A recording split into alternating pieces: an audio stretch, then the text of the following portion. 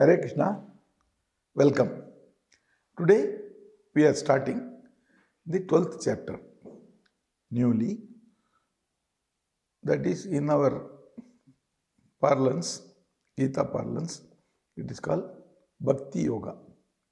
Every chapter, we are told, starts with the name Yoga. This is Bhakti Yoga, and exactly as per the name, is full of devotion. Bhakti Yoga, Bhakti, devotion is fully dealt with in this, and you can say it is complete. Now let us go into that. This sloka time, 12th chapter, first sloka. Arjuna uvacha evam satatayuktaye bhaktastvām paryupasate echapyaksharam avyaktam tesham ke yoga vittamaah.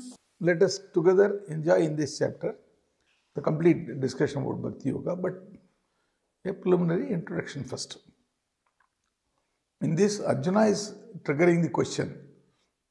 He is asking, which is the perfect method? What is, in your opinion, the perfect method?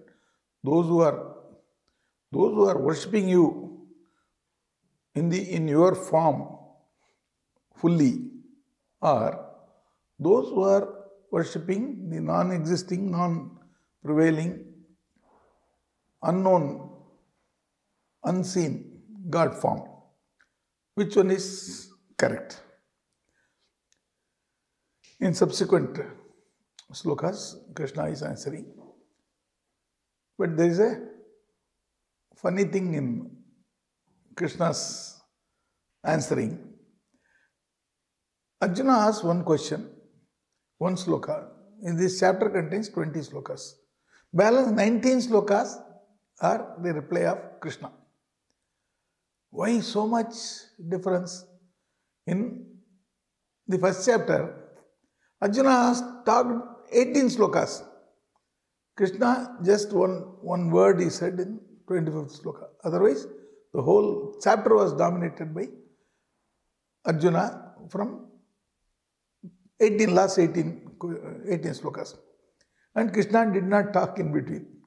Same way, now Arjuna is in the listening side, so he is listening fully the 19 slokas. Then only we also can know what is the Bhakti Yoga. In this Bhakti Yoga, the devotion, Krishna has told so much that really, if you want to know what is Bhakti as per Gita, you don't have to go to any other chapter.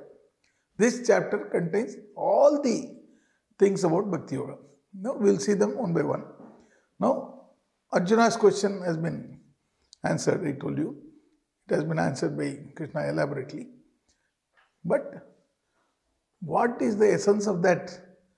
One religion, they say God can see even a black ant in the Amavasya day, midnight, darkness, pitch darkness. A dark ant is moving on a dark mountain. Their God can see that. I say, how can that God, without any features, eyes or ears or anything, they say there is nothing. So how can anybody see that?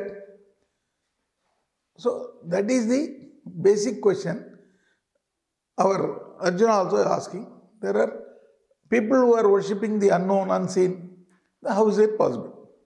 Now let us see. There is a theory of Einstein discussed between our two MDs.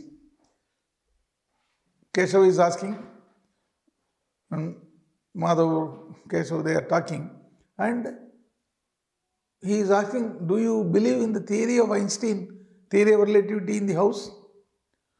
He says, yes.